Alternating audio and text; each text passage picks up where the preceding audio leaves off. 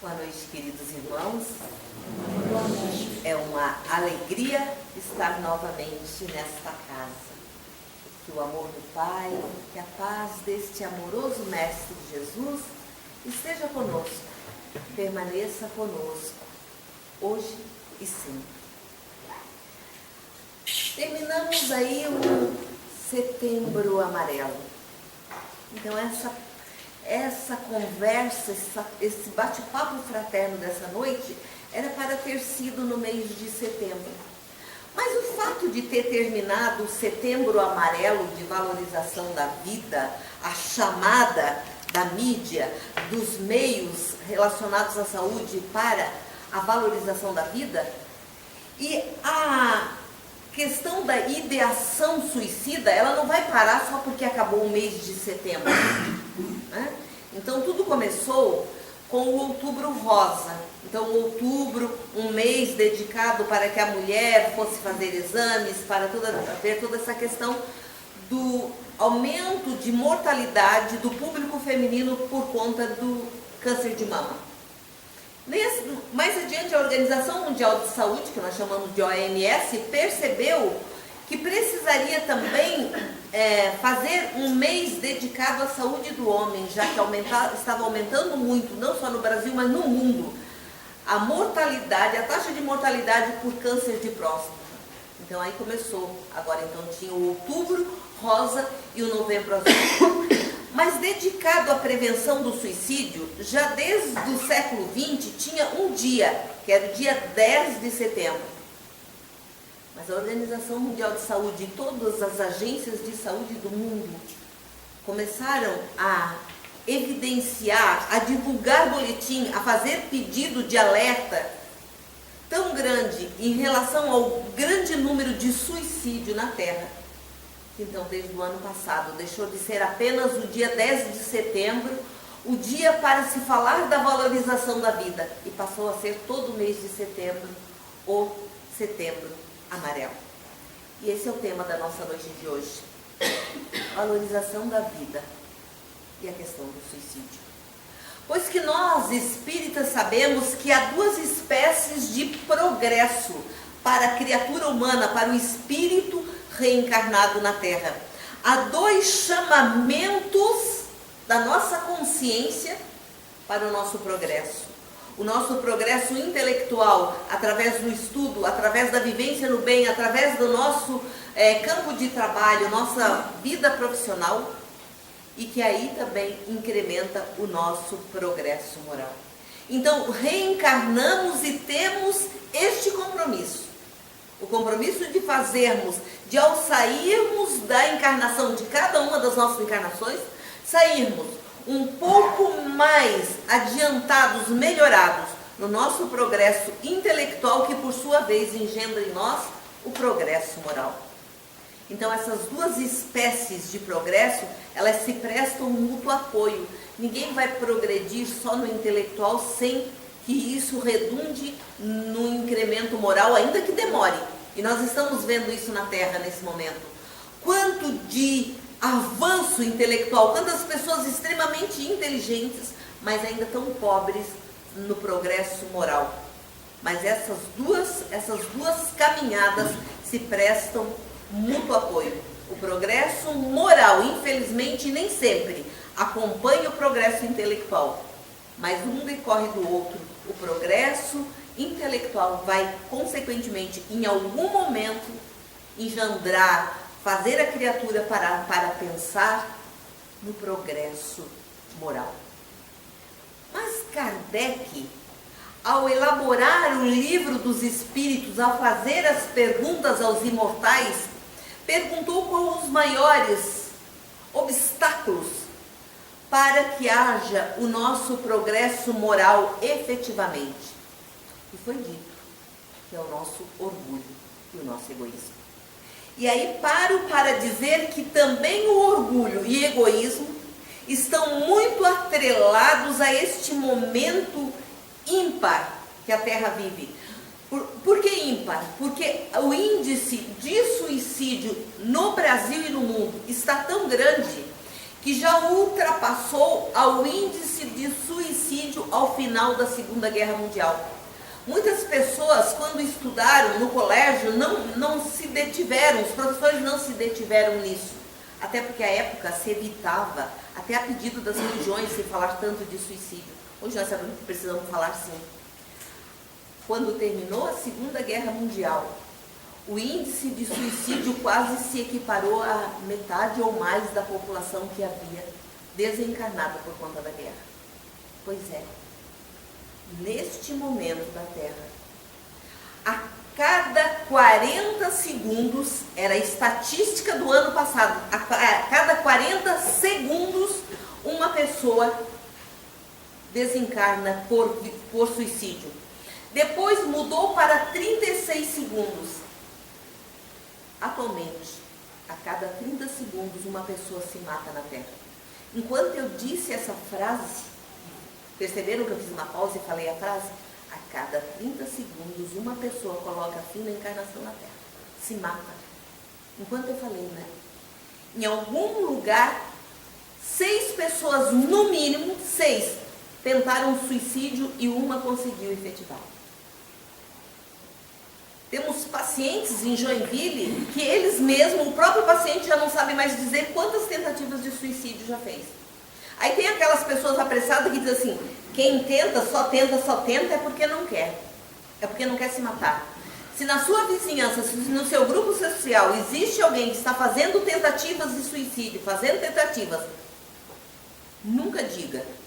Nunca diga uma coisa dessa, porque perante a sua consciência você vai adquirir um grande débito. Nunca diga. Alguém que tem a doença chamada ideação suicida, só tenta porque não quer se matar. Não faça isso. E aí vamos apresentar um livro onde fala disso e de todo o restante do que nós vamos falar essa noite. O jornalista da Globo News, André Trigueiro, que fez toda uma pesquisa e lançou esse livro, Viver é a Melhor Opção. Quem estava em março do ano passado na Conferência Estadual Espírita em Curitiba, vai lembrar que ele lançou esse livro lá na conferência em Curitiba e no mesmo momento estava a direção do CVV, do Centro de Valorização da Vida, os representantes do CVV do Rio Grande do Sul, ali na conferência no Paraná, porque imediatamente ele lançou e passou os direitos, tudo que vier em termos monetários dessa obra para o CVV no Brasil. Então, André Trigueiro, falando aí de que viver é a melhor opção, é um convite. Ele traz aqui muitos relatos verídicos que ele foi na vida profissional dele como jornalista, arquivando, acompanhando, e ele traz os relatos no livro. E realmente, independente da nossa condição financeira, independente da nossa condição social, independente das nossas escolhas, viver, com certeza, é a melhor opção. Então, queridos irmãos, é hora de assumirmos a alegria de sermos aprendizes da vida. Você já parou para pensar que é esse o objetivo da encarnação? Você já parou para pensar como você está transitando neste papel, aprendiz da vida? Nós somos aprendizes do ato de viver. Nós ainda não sabemos, de fato, viver, tirando o suprassumo em termos morais e de felicidade real, da condição de estarmos encarnados. Então, ser aprendiz da vida é estar constantemente buscando a verdade. Vamos lembrar de Jesus há 2000 anos, quando nos disse: conhecereis a verdade, e a verdade vos libertará. Vai nos libertar de quê? Cada um de nós sabe quais são as amarras que nós trazemos.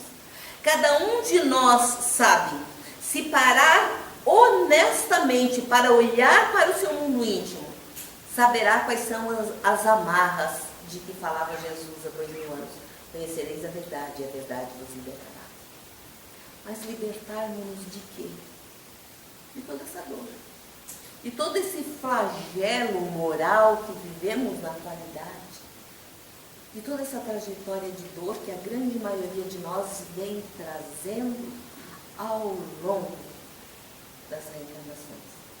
Imaginemos que se do mundo espiritual agora descesse uma página nesta parede, dizendo o nosso nome da atualidade escrito ali, e do lado dizendo qual era o nome que nós tínhamos na uma das encarnações em que colocamos fim na existência através da porta louca do suicídio.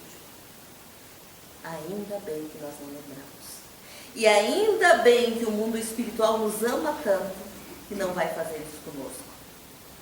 Então, o capítulo 5 do Evangelho segundo o Espiritismo, bem-aventurados os aflitos, deveria ser tema recorrente no Centro Espírita, no grupo de estudo, na nossa casa, no Evangelho no Lar, mesmo que a nossa leitura daquela noite no Evangelho segundo o Espiritismo para o Evangelho no Lar está lá já no capítulo 11, 12, nós deveríamos de vez em quando fazer link com aquele capítulo, com o capítulo 5 do Evangelho.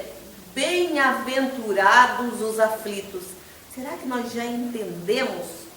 Já paramos para pensar dos itens que fala esse capítulo, as causas atuais, as causas anteriores das nossas aflições e que estão aí o tempo todo ressurgindo no nosso presente de alguma forma? Lembrarmos de que no capítulo 5 fala do esquecimento do passado. Olha a dádiva do Pai. Que bom que nós não lembramos o que fomos no ontem. Já notaram que quem vai a essas cartomantes, todas essas coisas de querer saber da vida passada, só quer saber se foi rei, se foi rainha? Ninguém quer saber, né, que foi catador de material reciclado, acho que também não tinha, né? Ou seja lá o que for. Não, me disseram que eu fui rainha, que eu fui príncipe, princesa. Pela misericórdia do Pai, nós não lembramos o passado. Porque o que será tudo que nós já fizemos e já fomos? Então, o capítulo que fala, vai fechar esse capítulo 5 com o tema suicídio e loucura. Suicídio e loucura. Esse é um fechamento do capítulo 5 que tem muito a ver com a nossa realidade atual. Nós estamos vivendo na Terra um momento em que há uma fragilidade na fé da maioria das criaturas encarnadas. E que aí, então, assediados pelos desencarnados, pode levar, sim, à loucura, pode levar ao suicídio. Falava ontem aos alunos da Universidade Federal de Santa Catarina, UFSC, o campus de Joinville, falava ontem à tarde a respeito do tema suicídio, porque dentro dos universitários está havendo um grande número de suicídios e tentativas de suicídio. Falava para eles de um trabalho que eu faço em Joinville como psicóloga voluntária. Então eu atendo voluntariamente num centro espírita, que é um centro espírita que trabalha com cura. Eu atendo lá como psicóloga voluntariamente aos sábados. E aí eu falava para eles do momento em que chega uma mãe desesperada, não é espírita, mas foi intuída, alguém falou, e ela aparece nesse centro espírita num sábado desses, com a filha, com blusão comprido, com manga comprida, e depois então ela insiste, a mãe, e a garota nos mostra. Enquanto o pai e a mãe preparavam o jantar à noite, e já ao mesmo tempo o pai e a mãe na cozinha, lavando verdura, descascando legume, arrumando o alimento para a família, para o jantar da noite, já para deixar o almoço para os filhos no dia seguinte, já que pai e mãe trabalham fora. Enquanto isso, a filha que poderia estar na cozinha ajudando, e aí, pais, vamos ensinar o nosso filho a trabalhar, fazer as tarefas de casa, porque vai estar reencarnado na nossa casa alguém que não gosta de trabalhar, que em vidas passadas era vadio, vamos usar bem o termo correto. Vamos ensinar os nossos filhos a fazer as tarefas de casa, auxiliar em casa sim. E esse pai e essa mãe estavam sozinhos lá, naquela correria. Os dois tinham trabalhado o dia inteiro, estavam ali correndo, preparando o jantar, um lavava, outro cozinhava, outro organizava, ao mesmo tempo botava roupa na máquina e já preparando, adiantando o almoço para deixar para os filhos no outro dia. De repente, o silêncio na casa estava muito grande. Eles resolvem chamar a filha para perguntar como é que tinha sido o dia na escola, e ela não fala, não responde. Quando eles vão ver, ela levou um cortador de batatas para dentro do quarto e ela tinha se picado. Então ela aparece no centro espírita, onde trabalhamos como voluntária, e com o corpo todo ferido, aí levaram para o pronto-socorro, porque enquanto a família estava lá, o pai e a mãe se desdobrando para fazer jornada de trabalho dupla, tripla, ela estava no quarto, então, obedecendo as normas que a boneca Momo havia estabelecido para ela naquela noite. Então, olha só, que momento grave na terra. Mas Jesus tinha nos dito isso. E ouvireis falar de guerras e de rumores de guerra. Não vos desespereis. É necessário que tudo isso aconteça, mas tende bom ânimo. Não é o final. Tudo foi dito por Jesus. Ele previu e nós é que não nos antenamos. Porque quando Jesus fala, e ouvireis falar de guerras e de rumores de guerra, nós tínhamos imaginado ao longo dos séculos, das nossas muitas encarnações, nós tínhamos imaginado um movimento bélico, uma guerra armada também. Mas que é guerra maior do que a que nós estamos vivendo nesse momento? Um mundo espiritual inferior querendo a morte dos nossos jovens, portanto a futura geração. Aqueles que inclusive vão nos possibilitar a vinda numa nova encarnação. Vamos enlouquecê-los, vamos fazer com que eles saiam da encarnação. Então, suicídio e loucura. Quais são os mecanismos para nos preservar e preservar o nosso filho, o nosso jovem, contra este movimento que há na Terra? Desencarnados ativando a mente de encarnados ligados ao mal. Vamos prestar um pouco mais de atenção. Quais são as propostas da Organização Mundial de Saúde para o Setembro Amarelo? Eu fico me perguntando agora, irmãos, quem de vocês, quem de nós foi ver? Às vezes as pessoas dizem, não, mas isso é para o pessoal que trabalha na área da saúde. Não, é para nós, os espíritos são encarnados. Quem foi ver quais são as propostas de valorização da vida lançada junto com o Setembro Amarelo pela Organização Mundial de Saúde? Há algum tempo, eu também trabalhava como psicóloga voluntária num colégio estadual. E era muito interessante, raramente os alunos iam me procurar, mas em compensação, as pessoas de mais idade da comunidade iam muito no colégio pedir para conversar um pouco. E como tinha uma igreja do outro lado da rua, o padre, depois que me conheceu, ele sabia que eu era espírita, quando as pessoas iam conversar com ele, ele via que era alguma coisa que talvez um psicólogo pudesse ajudar mais, ele dizia, atravessa a rua e vai ali no colégio e pede para falar com a Natália. E um dia apareceu uma mãe muito desesperada, e ela nos contou a seguinte história. Há mais de 20 anos, daquele momento em que nós duas estávamos conversando, ela tinha 3 filhos pequenos, 3 meninos. Um era um bebê, um bebezinho, de 3, 4 meses. E este bebê adoeceu gravemente e descobriu-se em Joinville que não havia especialista naquela doença que o bebê havia desenvolvido. Então, naquele momento, o marido dela, que trabalhava numa grande metalúrgica de Joinville, recebeu um auxílio da empresa para levar esse bebê para o Rio Grande do Sul, para Porto Alegre, para fazer uma cirurgia. Só que a empresa deu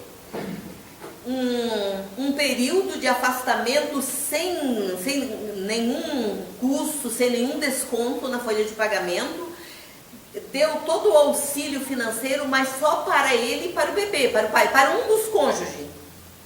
Como tinha mais 2 outros meninos, eles decidiram que a mãe ficaria em Joinville cuidando dos outros e o pai, então, que a empresa deu um afastamento, levaria a criança para Porto Alegre. Estamos falando de um tempo que não era todo mundo que tinha telefone nas suas casas, toda essa facilidade de comunicação que temos na atualidade. Então esse pai viajou para o Rio Grande do Sul para essa cirurgia do filho e a mãe ficou em Joinville com os outros 2 meninos. E aí o tempo passou, foi passando os dias, foi passando as semanas e uma madrugada, quando ela já estava ficando muito aflita, batem na porta, ela vai abrir e é o marido. O marido chegando em casa de madrugada com a malinha que ele levou na mão e ela falou, e o nosso filho? Cadê o nosso filho? Ficou internado? E aí ele contou que o filho não havia resistido ao pós-cirúrgico e que havia falecido. e que era tão caro que a Santa Casa de Misericórdia de Porto Alegre cedeu uma sepultura, pagou todas as custas do funeral, porque ele não tinha mais nem o dinheiro para comer quando isso aconteceu, no pós-cirúrgico da criança. Quanto mais ele vir a Joinville ou mandar buscá-la para que ela acompanhasse o sepultamento. E esta mulher, ela não entende nada, na sua dor ela não entende nada, os vizinhos, o padre, as pessoas auxiliaram para ela tentar entender que aquele marido estava sofrendo demais. Ele estava sofrendo demais com tudo que ele viveu e acompanhou sozinho, sem ela, sem nenhum familiar para dar apoio para ele no Rio Grande do Sul. E ela não aceitou. E a partir dali, eles apenas moravam na mesma casa. Ele se dirigia a ela, ele conversava, ele tentava conversar com ela amorosamente. Nunca mais ela dirigiu a palavra a ele. E esses 2 filhos que restaram eram crianças. Agora, mais de 20 anos depois, ela estava no colégio, me pedindo ajuda, porque no intervalo de uma semana, os 2 filhos jovens tinham tentado suicídio. Então, olha só, como nós precisamos olhar para dentro da nossa casa, para dentro do nosso contexto familiar.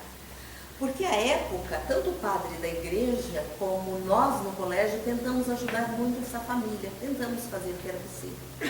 Recentemente me ligaram do hospital dizendo que ela continuou naquela situação de culpar tudo na vida pela morte do filho caçula, esquecendo os outros filhos, e que agora, então ela não tinha mais filhos. Os 2 filhos dessa mulher tentaram e efetivaram o suicídio.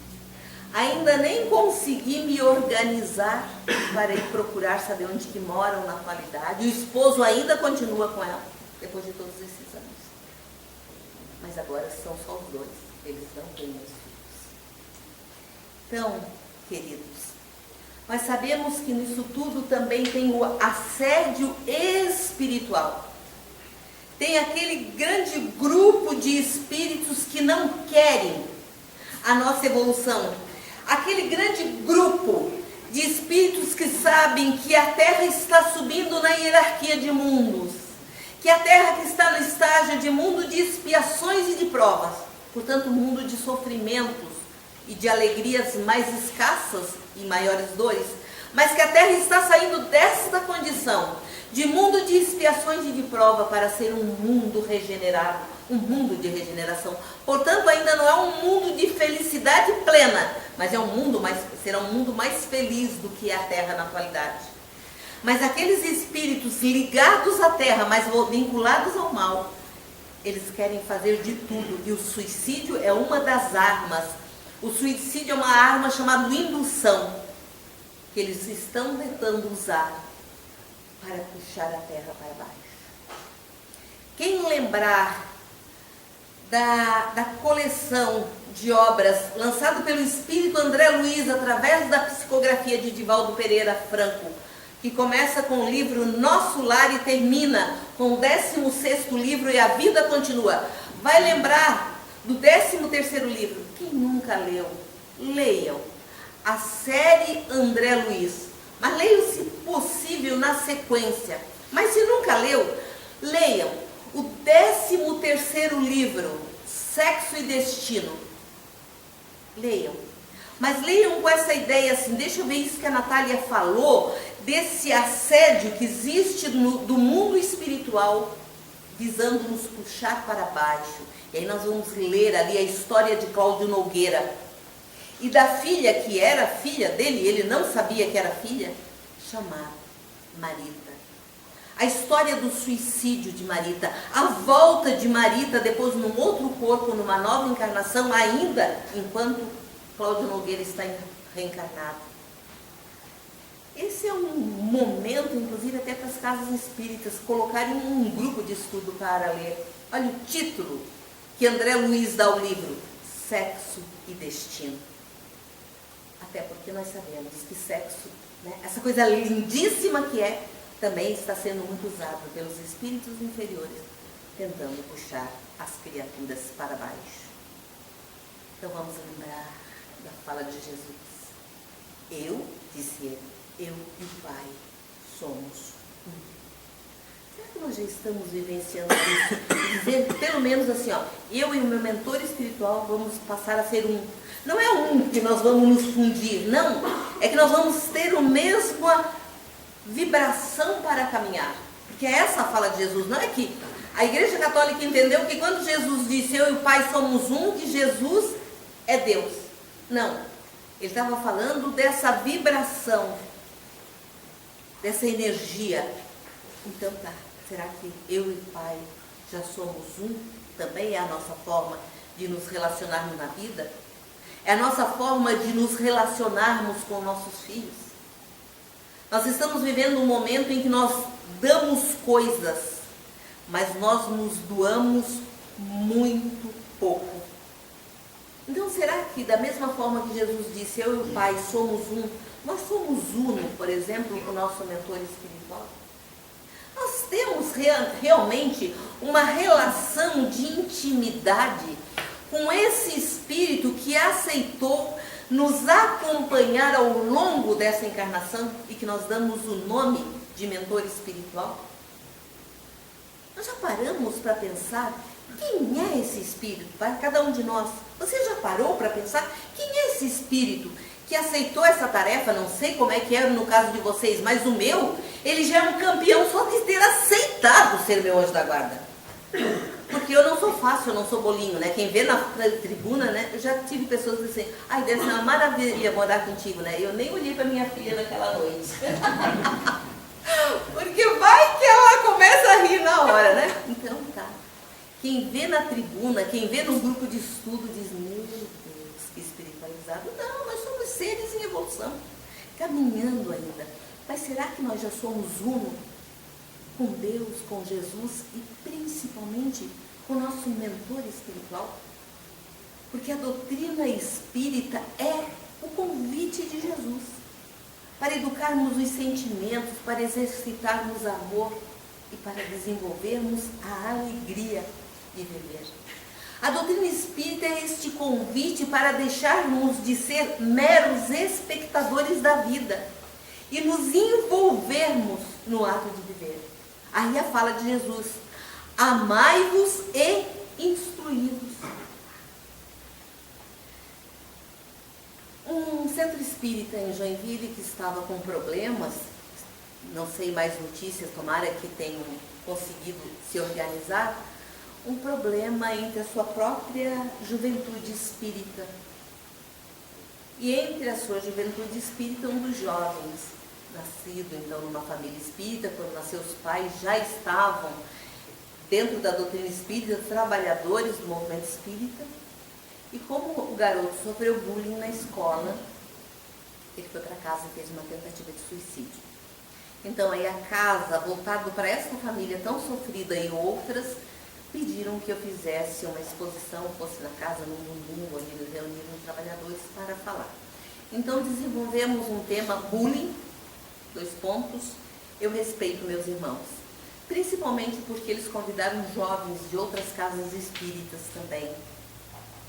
Então, nós ouvimos na atualidade pais, professores dizendo, mas o bullying está cada vez pior. Outros dizendo assim, nunca houve bullying, agora... Não, o nome é que é novo, talvez na nossa forma de falar.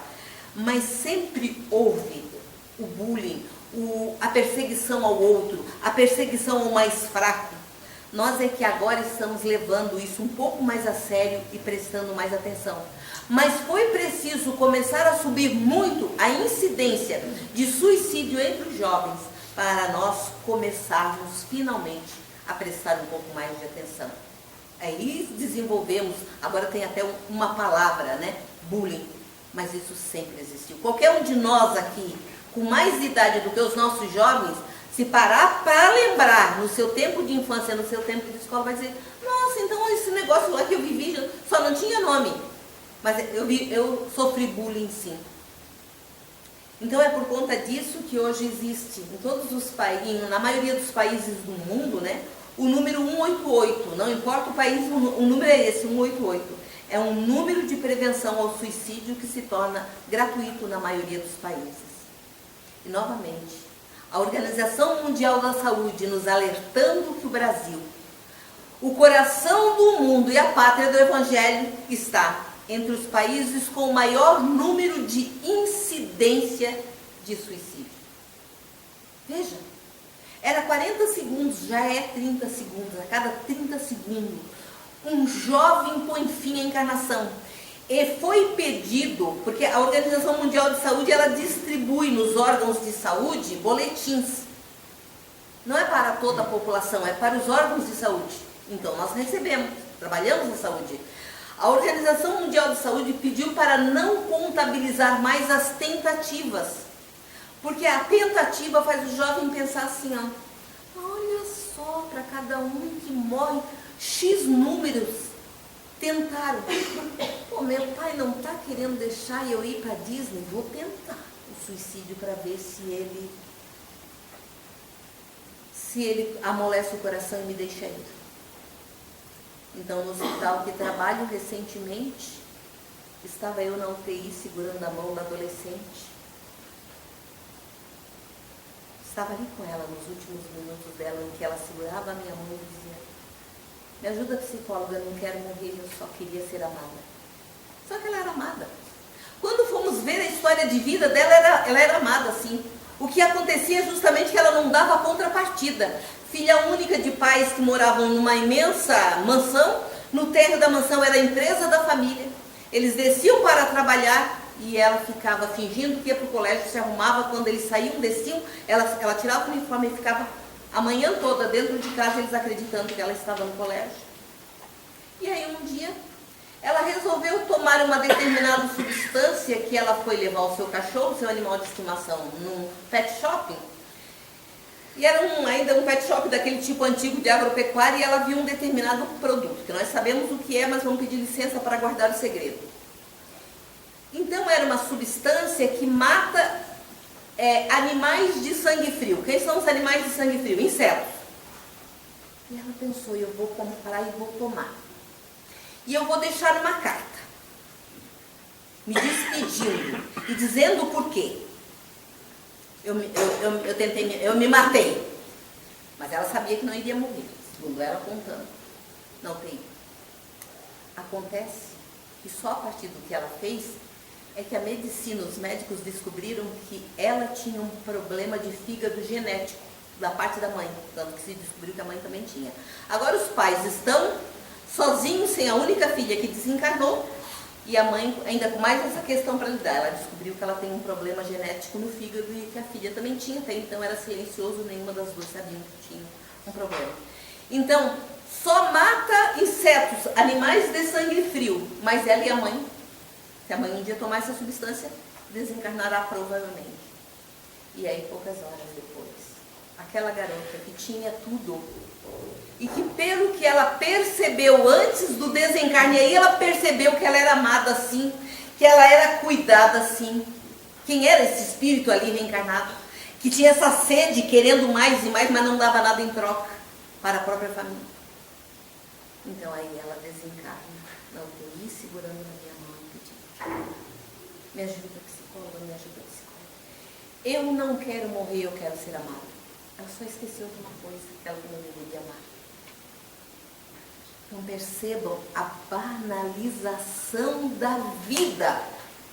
A banalização da vida. Porque ela teve tempo na UTI de falar não só para mim, me perdoem eu estar particularizando, não só para mim, mas para outros profissionais da UTI.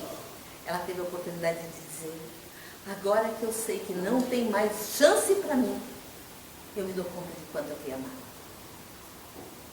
Só que aí, as coisas já estavam encaminhando para o desfecho que teve, que foi o desencarne. Então, o que está acontecendo conosco? No Brasil, coração do mundo, pátria do Evangelho, não vamos nem falar dos outros países. Já paramos para perguntar por que nascemos ou renascemos no Brasil?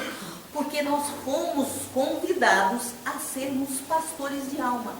Ah, mas eu nunca vou falar numa tribuna. Não, é pastores de alma lá no local onde você trabalha. É lá no local, no bairro em que você vive. É nas suas atitudes, nos exemplos que você dá na sua forma de viver. Nós somos somos daí pastores de alma.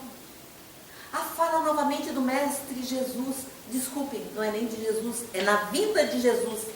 Aqueles pastores que apareceram, aqueles espíritos que apareceram aos pastores e disseram naquela noite fria das regiões desérticas: eis que vos trago uma boa nova de alegria.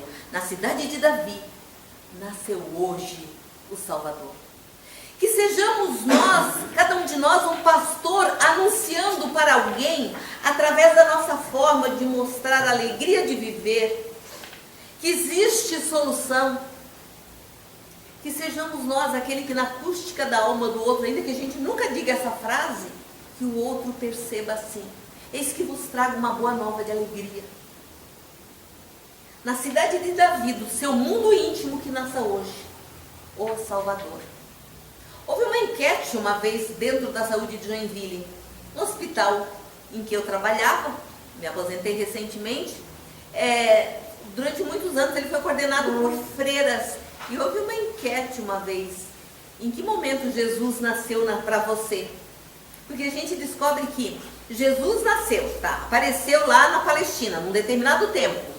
Mas em que momento Jesus nasceu na nossa forma de viver, na nossa vida? E foi um trabalho lindo de final de ano, próximo do Natal.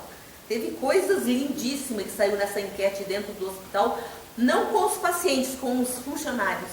Em que momento Jesus nasceu para você? Coisas assim dignas de um livro.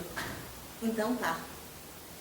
Aqueles pastores que ouviram o anjo da anunciação, anunciando a chegada do Consolador, do Messias, provavelmente hoje podem estar reencarnados em algum lugar do mundo, agora não mais como pastores de ovelha, mas sim como pastores de alma. Mas e nós? Qual é a contribuição que nós estamos dando? Porque a ignorância do sentido de desconhecimento, de não saber, muitas vezes ela se traveste de força, de ilusão pela uma falsa cultura. E tem muitas vezes objetivado criar embaraço ao desenvolvimento dos homens, ao desenvolvimento dos povos. Por quê? Porque existe um grande número de encarnados e também maior ainda o número de desencarnados querendo puxar a terra para baixo, para que a Terra não se eleve na hierarquia dos mundos para ser um planeta de maior felicidade e paz. Quem leu a trilogia ditada pelo Espírito Manuel Filomeno de Miranda, Divaldo Pereira Franco, trilogia que começou com transição planetária, depois amanhecer de uma nova era, e o terceiro, perturbações espirituais, vai lembrar que no Perturbações Espirituais, Manuel Filomeno de Miranda vai nos contar que faz pouco tempo, portanto 3 anos, que o espírito Caifás, aquele espírito que era o sumo sacerdote em Jerusalém e assinou a condenação de Jesus, faz só 3 anos que Caifás foi resgatado da terra. Então ele estava desencarnado desde aquela época, 2000 anos, quando ele assinou a sentença de Jesus. Depois, quando ele desencarnou nessa personalidade de Caifás, ele estava desde aquela época escondido nas furnas espirituais da terra. Vamos imaginar que seja uma prova nessa noite. Vai ganhar média 7 do bimestre quem souber dizer aonde o espírito Caifás ficou quase 2000 anos escondido. Quem arrisca dizendo o nome de um país?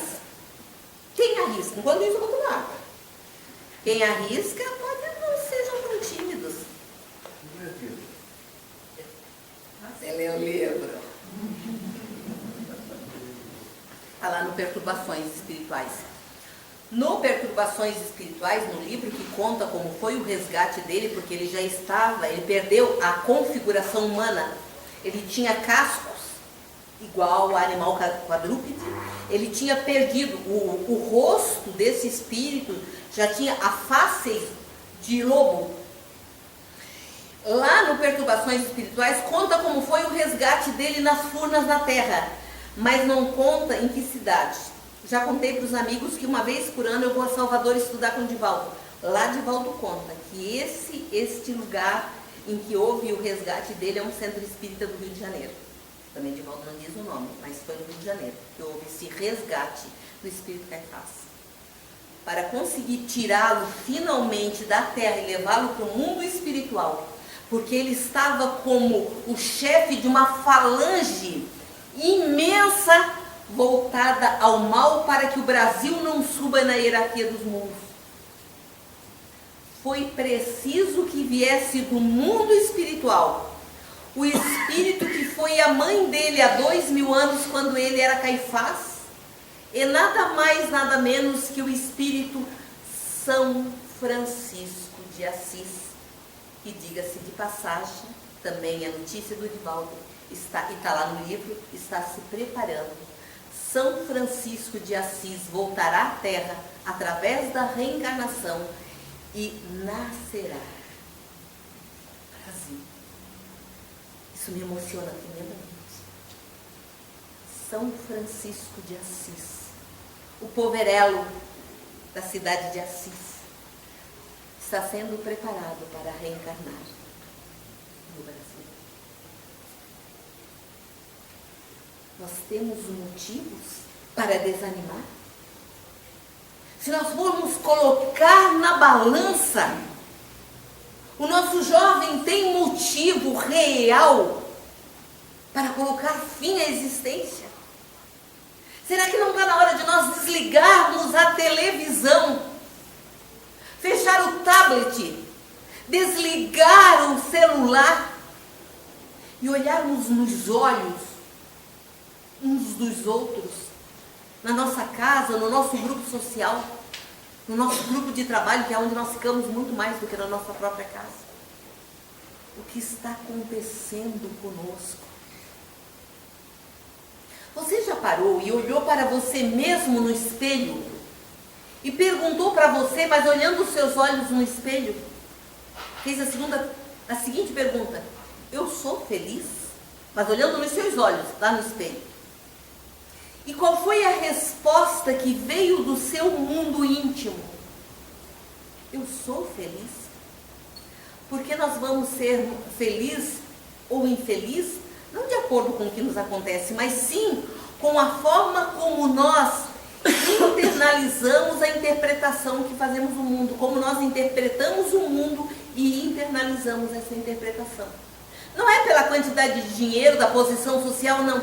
É a forma como nós interpretamos, como nós entendemos a oportunidade de estarmos reencarnados na Terra. De novo, já que trabalhamos na saúde, vamos falar da OMS, da Organização Mundial de Saúde. Ela alerta para uma doença nova na Terra. Mas é uma doença antiga. Só que agora, os homens de ciências estão se debruçando para estudá-la, mas ela é antiga na Terra. Essa doença ainda não tem para a Organização Mundial de Saúde um nome, então eles estão chamando, a princípio, de doença do pensamento. Ué, o que é doença do pensamento? É aquele jovem, ou também os não tão jovens, principalmente as pessoas que são muito solitárias ou tímidas, que ela começa a viver muito mais no mundo de fantasia. Ela cria um mundo de fantasia. Então, se ela é tímida, ela começa a fantasiar. Primeiro é quase como um passatempo, fantasiar como seria se ela fosse mais extrovertida, mais desinibida. Mas dali ela vai criando um papel, um personagem, e vai. E dali a pouco, ela está vivendo muito mais nesse mundo de fantasia. Alguns jovens chamam até de universo paralelo. Ela está vivendo muito mais nessa ilusão que ela cria, nesse personagem para ela própria, do que no seu mundo real. Atualmente estamos lidando com um jovem filho de um empresário da nossa cidade. Só tem 2 filhos, homem e uma garota que adotaram. Que a situação do rapaz no adoecimento do pensamento é tanto, mas no caso dele, ele também achou um jogo no mundo virtual, onde ele criou uma vida paralela também no jogo. Então ele é um jovem homoafetivo, mas no universo virtual, então ele é um homem heterossexual. Então lá no mundo virtual ele fez tudo que o pai desejaria, ou um pai desejaria. Então ele casou com uma mulher, ele tem uma família, ele tem uma casa, ele tem uma empresa, ele é um homem de sucesso. Só que ele foi cada vez se enfiando mais e mais e mais nesse adoecimento pelo pensamento, que a família levanta de manhã, todo mundo vai para a empresa da família trabalhar, e o pai sobe toda hora. Escuta, tu não vai descer, te dou mais 10 minutos, te dou mais meia hora, se meia hora tu não tiver de banho tomado, café tomado e na empresa, eu venho aqui. E aí esse dia eu perguntei, pai, você está esperando o quê? Já que você é o chefe dessa família, você está esperando o quê para tirar a porta desse quarto? Porque ele se tranca a chave, e eu falei, pai, vocês estão esperando o dia que arrumarem a porta e encontrá-lo? Não desencarnado, mas morto, né? Porque não quer dizer que vai morrer e desencarnar. Vocês estão esperando o quê? Você está esperando o quê? Se você é o chefe dessa família, o dono dessa casa, você está esperando o quê? Para arrancar a porta desse quarto. E dizer que vai ter regra, que esse quarto não terá porta, até que ele tenha pelo menos responsabilidade. Porque senão a família fica lá, todas as manhãs, a manhã passa, todo mundo acaba trabalhando um pouco menos, porque toda hora tem que alguém ir lá, bater, gritar para perguntar, até para ver se está vivo ainda. Que horas que vai descer para a empresa, que hora que vai trabalhar, que hora que vai dar sua contribuição. Então, isso que essa família está vivendo é o que a Organização Mundial de Saúde está alertando os pais para a doença do pensamento. Só que nós estamos nos dando conta que a doença do pensamento, de criar uma vida paralela, cheia de fantasias do que eu não dou conta na vida real, não é só para o jovem, é para todo aquele que se descuida da sua casa mental. Fomos uma vez no movimento Você e a Paz, em Balneário Camboriú. E primeiro falou alguns religiosos falaram, né? Religiosos de outras denominações religiosas, para por último Divaldo fechar, já que foi Divaldo que criou em Nova York o movimento Você e a Paz. Mas lembro muito de um budista, de um senhor budista, que fez a fala linda dele. E Divaldo estava sentado, ouvindo como todos nós. E de repente, quando ele terminou, ele se virou para o Divaldo e nos explicou o que significa a palavra Namastê. O Deus que habita em mim saúda o Deus que habita em você. Então, quando ele terminou a fala, como ele estava de pé e o Divaldo sentado, ele vira para Divaldo e disse: levante-se, Divaldo Pereira Franco, porque o Deus que habita em mim quer nesse momento saudar o Deus que habita em você. Será que nós estamos lembrando deste namastê nas nossas relações? Não a palavra, não é? Nós saímos agora namastê, se não é a nossa realidade cultural. Mas nós estamos lembrando disso, que há um Deus interno. Sois deuses, nos disse Jesus. Esse Deus interno que habita em cada um de nós. Sois deuses. No futuro fareis tudo o que faço agora e muito mais. Já paramos para entender que Jesus disse assim, que que somos espíritos crísticos, ainda em evolução, mas que no futuro nós seremos Cristo em algum lugar. Nós formaremos planetas como Ele formou a Terra, que nós temos conhecimento, Ele formou a Terra, mas quantos mais? Nós já paramos para pensar que quando Jesus disse sois deuses, Ele está dizendo, já que Ele disse no futuro fareis tudo agora e muito mais, que nós criaremos mundos, planetas. Pois é, então o Deus que habita em mim, eu preciso cuidar um pouco mais dessa minha relação com Ele, esse namastê. E é preciso que de vez em quando nos perguntemos o que falta para eu ser feliz. Ou será que não falta mais nada, eu é que não estou fazendo o inventário corretamente? Está na hora de nós finalmente desenvolvermos sim a alegria de viver. Se eu já contei essa história nessa tribuna, me perdoe pela repetição. Bem próximo a vocês, a cidade de vocês, houve um grande encontro de jovens da Igreja Católica. Um encontro muito grande, com muitos carros, muitos ônibus, trazendo, mas era um encontro de jovens seminaristas ou jovens que fazem algum papel atuante dentro da Igreja Católica. E fui convidada para ir lá para fazer uma fala, uma palestra como psicóloga. Mas nesse mesmo dia também tinha um evento espírita em Joinville. Então, como eles me convidaram com antecedência, eu pedi que a minha fala fosse a primeira da manhã, para dar tempo de eu vir nessa cidade, fazer a minha palestra que eles pediram, que fosse de 1h30, e voltar para Joinville, porque o presidente da Federação Espírita Brasileira, Jorge Godin, estaria em Joinville e haveria um evento em Joinville. Então, eles colocaram, inclusive, a minha palestra para antes até da missa. Então, teria minha palestra, um café comunitário e depois a missa. E eu disse que então eu faria minha palestra e sairia discretamente e viria para Joinville. Muito bem. Se eu já contei aqui, me perdoe, mas se uma pessoa que está aqui não ouviu, já vale. Fizemos a nossa fala dentro da alegria de viver. Era um encontro de todo o estado de Santa Catarina de seminarista, portanto, muitos jovens. Fizemos uma fala dentro desta valorização da vida, dentro desta alegria de viver. Quando terminamos, então, o mestre de cerimônia pediu para as pessoas, então, irem para o local onde já estava servido o café da manhã, para depois voltarem para a missa. E aí ficamos ali organizando os nossos papeizinhos, sempre levamos cola, e veio um jovem bonito, um jovem de fala tímida, e perguntou: a senhora vai voltar para Joinville para um outro evento, mas a senhora teria tempo de conversar comigo em particular? Eu disse, claro.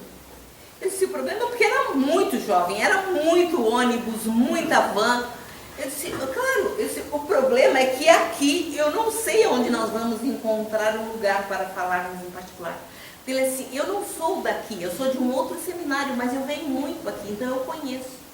Se a senhora me acompanha, eu sei onde nós podemos conversar em particular. Aí peguei minha pastinha com a minha escolinha, coloquei no braço, peguei a bolsa e ele foi na frente e eu o acompanhei.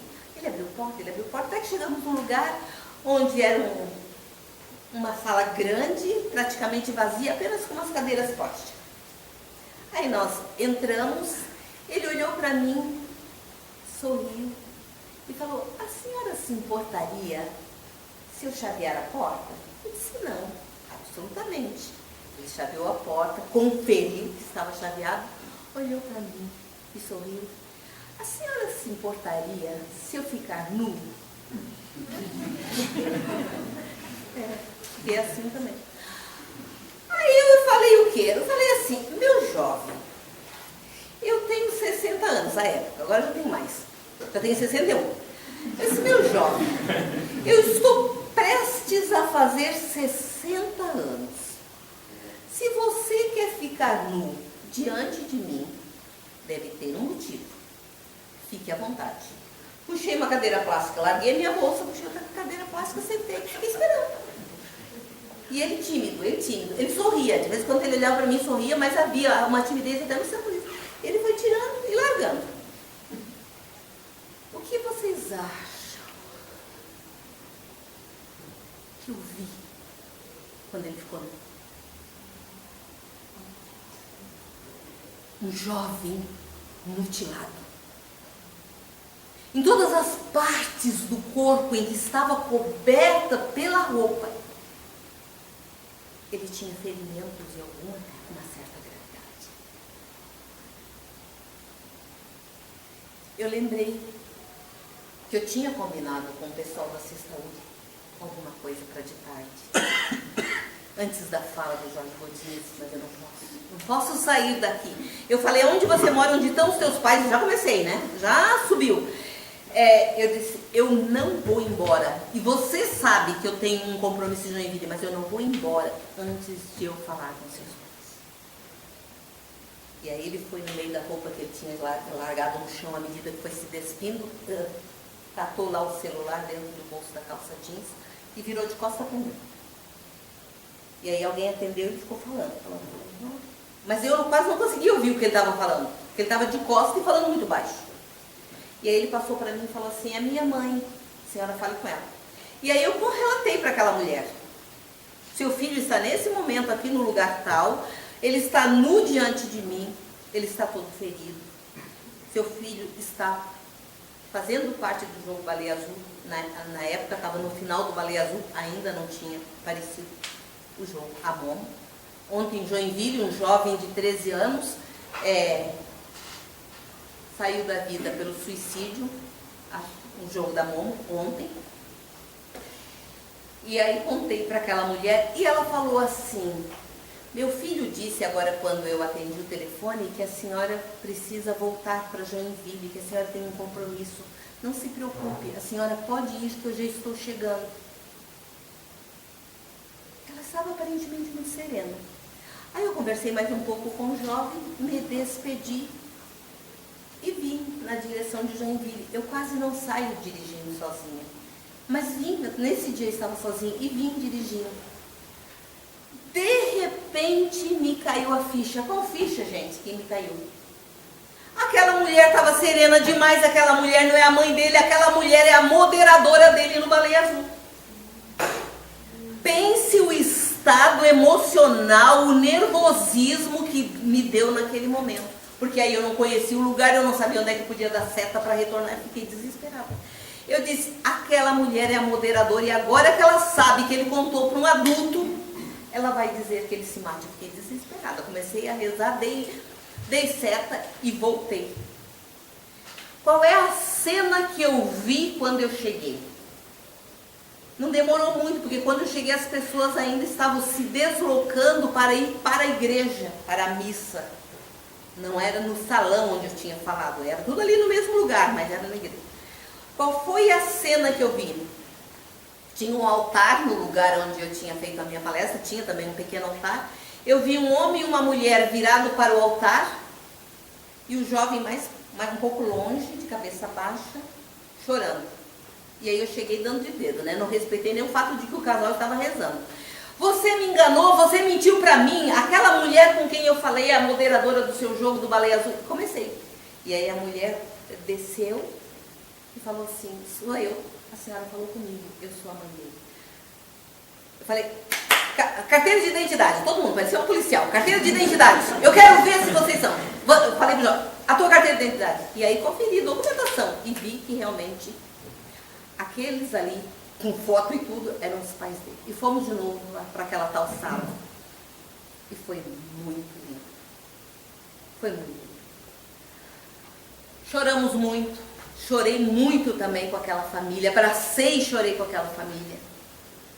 Mas principalmente a emoção, querido jovem que está nesse salão, a emoção de algo que aquele jovem disse. Porque antes de eu chegar, o pai e a mãe já tinham dito para ele que ele não iria voltar para o seminário dele quando acabasse a atividade daquele dia. Discretamente os pais iam conversar com o reitor do seminário e ele iria embora. Ele iria para casa com o pai e a mãe porque ele precisava de tratamento. Então choramos muito naquele momento quando ele começou a contar para nós três, pai e mãe, e para mim, alguém que ele estava conhecendo naquele dia, como foi que ele se envolveu no jogo. Como foi que caminhou a progressão dos castigos, das tarefas do jogo? E aí ele falou assim, eu aceito, mãe. Eu vi que a mãe tinha uma grande força moral sobre ele, maior do que o pai. Olha aí, família. Percebam, em vocês casal, em vez de vocês se degladiarem, percebam qual é dos dois. Se é o pai ou a mãe que tem mais força moral sobre um determinado filho. Naquele casal, a mãe tinha uma ascendência moral maior sobre ele. E aí ele se vira para a mãe e diz assim, mãe, eu vou embora com vocês, porque eu preciso de cuidados. eu preciso de tratamento. Mas agora aqui, diante dela, e apontou para mim, eu quero pedir, promete, mãe, que depois que eu melhorar, vocês podem até vocês escolherem, vocês escolhem qual seminário vocês acham que eu devo voltar. Porque, mãe, eles me pegaram no jogo Baleia Azul, sabe por quê? Porque eles sabem, mãe, que eu nasci para trabalhar no bem com a população jovem. Aquele moço, a fala dele lembrava um jovem espírita falando. Ele dizia para o pai e a mãe que tinha se dado conta naquela manhã que ele foi escolhido. Ele só não falou o mundo espiritual inferior. Agora nós aqui falamos. Ele foi escolhido. Por quem? Pelo mundo espiritual inferior, né? Que estão aí coordenando, de fato, as mentes dos moderadores desses jogos todos que andam por aí. Porque depois da mão já está sendo criado o próximo. Já está sendo criado o próximo. Então, ele falou, pai e mãe, eles me pegaram justamente porque eles sabem para o que eu nasci. Eu nasci para trabalhar com jovens. Então eu quero pedir para vocês diante dela, que quando eu ficar bem, vocês escolhem, vocês vão me mandar para o seminário que vocês quiserem. Mas me deixam ser padre, porque foi para isso que eu nasci. Para ser padre e auxiliar a salvar os jovens. Choramos, nos abraçamos, e aí finalmente eu me despedi. Quando eu estou caminhando na direção da porta, e os três ficaram abraçados, eu estava caminhando na direção da porta, eu acho que por conta da emoção ele não lembrava mais o meu nome que nós tínhamos nos apresentado. Quando eu estava quase chegando na porta, ele falou, psicóloga, e daí eu me virei. O coração já deu um baque, que é que ele vai dizer agora. E aí eu me virei. Ele assim, eu pedi socorro para você, porque este é o final de semana marcado para o meu suicídio. Naquele domingo, isso era domingo de manhã, naquele domingo, antes que o dia terminasse, estava marcado. Ele deveria colocar fim à existência. Então, queridos irmãos, se nós ficarmos aqui, a gente entra a noite adentro. Com todas as histórias de dores que tenho ouvido de jovens e de seus pais. Mas vou lembrar apenas para encerrarmos, novamente, do que eu já disse nessa noite, da fala do Mestre Jesus, atualíssima para esse momento na Terra. E ouvireis falar de guerras e de rumores de guerra. Que guerra maior que essa? Não vos desespereis. É necessário que isso aconteça, mas necessário por quê? Porque nós estamos adormecidos. Mas tem de bom ânimo. Não é o final. Que o amor do Pai, que a paz deste amoroso Mestre Jesus fortaleça-nos, que a paz desse amoroso Mestre Jesus permaneça conosco, hoje e sempre.